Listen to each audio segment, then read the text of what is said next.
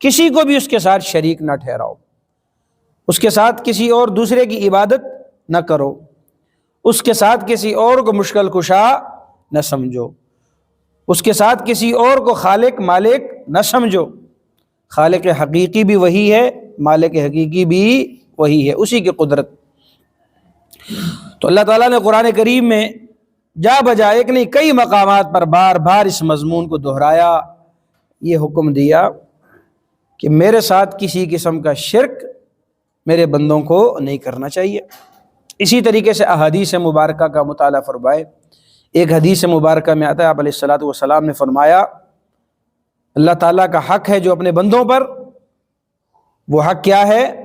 ان حقوق میں سے ایک بنیادی حق یہ ہے، سب سے اہم حق یہ کہ اللہ کے بندے اللہ کے ساتھ کسی کو شریک نہ ٹھہرائیں، اللہ کو خالق مانیں اور اللہ ہی کو وحدہ لا شریک مانیں، اپنی ذات صفات کے اعتبار سے کسی کو اس کے ساتھ شریک نہ ٹھہرائیں۔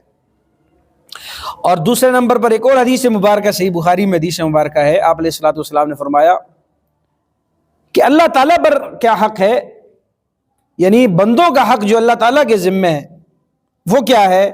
وہ یہ ہے کہ کسی ایسے شخص کو عذاب نہ دے جو اس کے ساتھ شرک نہ کرتا ہو، جو اللہ کے ساتھ کسی کو شریک نہ ٹھہراتا ہو۔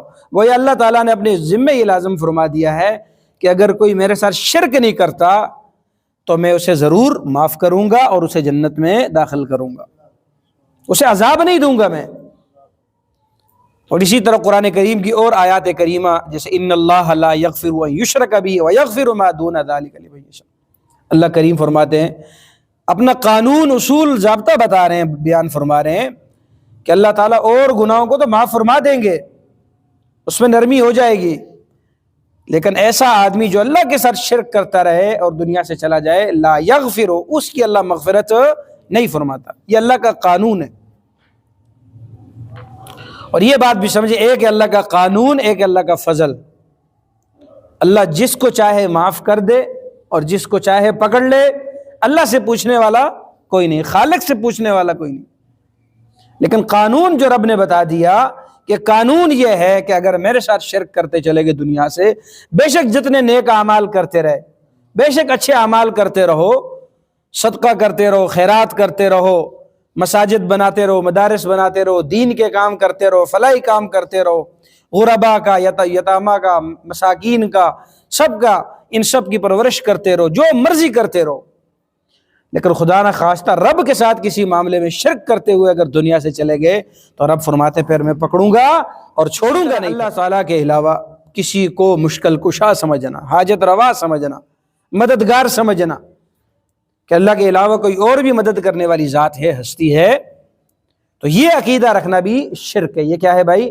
یہ اللہ کی صفات میں سے صفت ہے کہ اللہ ہی مشکل کشا ہے۔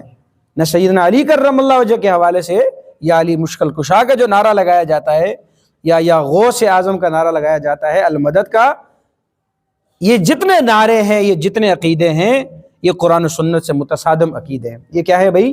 قرآن و سنت سے متصادم عقیدے، اس لیے اس کی ہمیں فکر کرنی چاہیے۔ اسی طریقے سے اچھا یہ ضمن سمجھے، میں کئی دفعہ سمجھا چکا ہوں، انسان جو دوسرے انسان کی مدد کرتا ہے یہ سب سبب کے دائرے میں کرتا ہے۔ کس کے دائرے میں کرتا ہے بھائی؟ سبب کے دائرے میں۔ مالدار غریب کی مدد کرتا ہے تو سبب کے دائرے میں کرتا ہے، اگر مالدار کے پاس مال نہیں تو مدد نہیں کر سکتا۔ اسی طریقے سے ڈاکٹر مریض کی مدد کرتا ہے، علاج کرتا ہے تو اس کے پاس طب کا علم ہے، اس لیے مدد کرتا ہے، اگر طب کا علم نہ ہو تو مدد کہاں سے کرے گا وہ؟ تو اسی طرح دنیا میں ہم جو ایک دوسرے کی مدد کرتے ہیں یہ سب سبب کے دائرے میں کرتے ہیں۔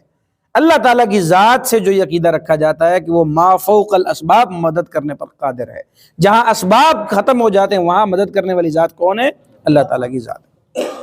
تو یہ جو ہماری مدد ہے ساری ایک دوسرے کی، یہ تحت الاسباب ہے، یہ سبب کے دائرے میں سب کچھ، سبب ختم مدد ختم، اور اللہ تعالیٰ کی مدد جو ہے وہ سبب کی محتاج نہیں ہے۔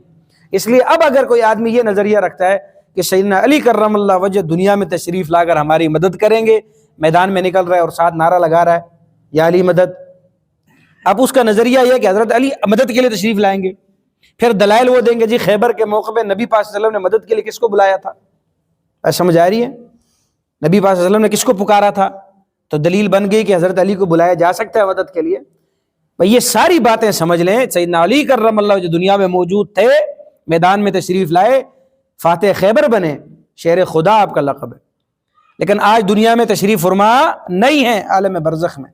اب اگر یہ نظریہ رکھیں کہ عالم برزخ سے عالم دنیا میں آ کے ہماری مدد کریں گے، چونکہ اسباب ختم ہو چکے ہیں، سبب کا معاملہ ختم ہو چکا ہے، اب یہ مدد کا یہ نظریہ رکھنا یہ ما فوق الاسباب مدد ہے، اور ایسا نظریہ رکھنا کیا ہے؟ شرک ہے. یہ کیا ہے بھائی؟ شرک ہے.